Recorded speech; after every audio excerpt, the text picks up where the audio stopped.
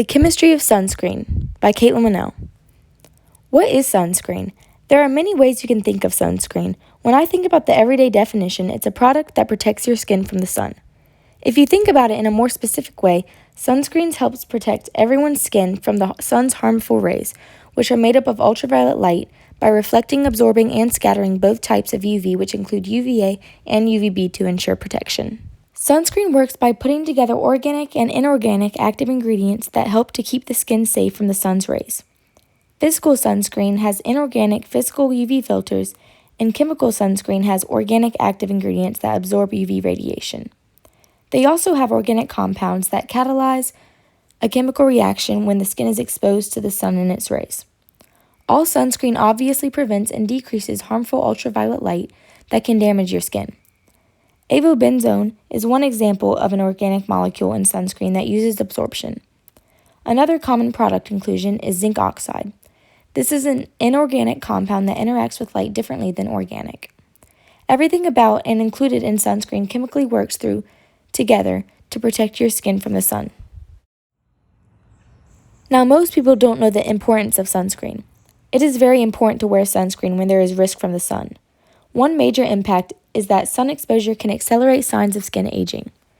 Sunlight travels to Earth in a combination of visible and invisible rays, which are made up of UV, aka ultraviolet light. When UV rays hit your skin, they can throw off body processes if exposed too much or too long, which affects the way your skin physically looks and the growth rate of your skin cells. Long-term sun damage can also lead to wrinkles, skin damage, and at the worst, skin cancer.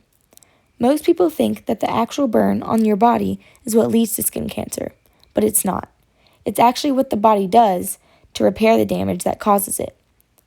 In some instances, the body has to alter the DNA to fix the damaged cells, and eventually there may be a time where they cannot be fixed anymore. Overall, over time, your cells are less likely to fully heal and start to grow back erratically or too fast, leading to skin cancer. This is why it's so important to wear and reapply sunscreen when you're in the sun to avoid these problems. The two main types of sunscreen are chemical and physical, or in other words, organic and inorganic. Chemical sunscreen doesn't sit on top of the skin or directly blocks UV rays. Instead, they have active ingredients that absorb the UV rays before your skin is able to soak them up. Its UV filters include oxybenzone, avobenzone, octisalate, octocrylene, homosalate, and octinoxate. Physical sunscreens work to form a physical barrier on the skin that helps shield and block it from the sun's rays. It delivers broad-spectrum protection by reflecting UV radiation away from the skin from any direction, even if it's through a window. Micronized zinc oxide or titanium help form these sunscreens, which act a lot like chemical types through absorbing UV rays. Now, talking about UV rays. There are two types of UV rays that can affect your skin.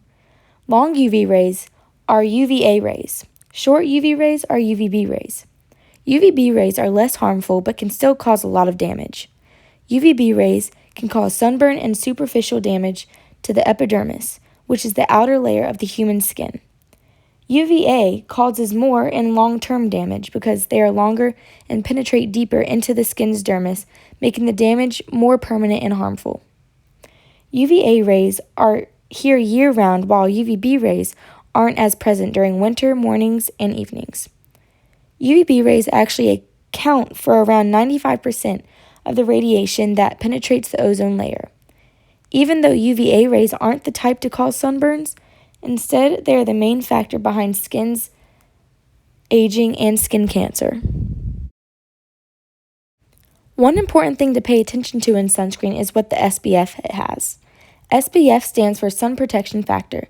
SPS is basically the amount of solar energy, UV radiation, that has to or is required to produce sunburn on protected skin relative to the amount of the same solar energy required to produce sunburn on unprotected skin.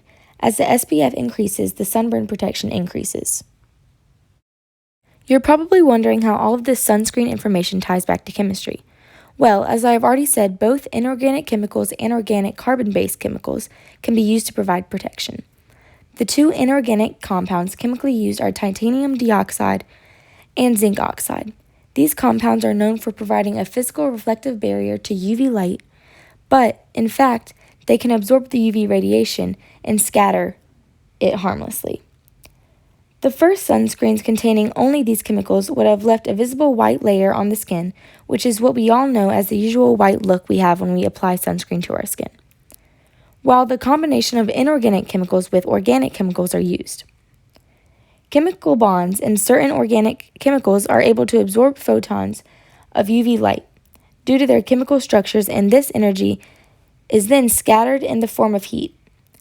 These variations in the structure can lead to absorption at different wavelengths, meaning a mix of these organic chemicals is often used to ensure protection against the full range of UVA and/or UVB wavelengths.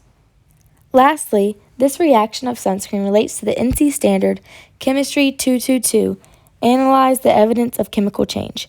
This NC standard is under the reactions topic because of the chemical reactions between the active ingredients of sunscreen and the UV rays that hit the skin.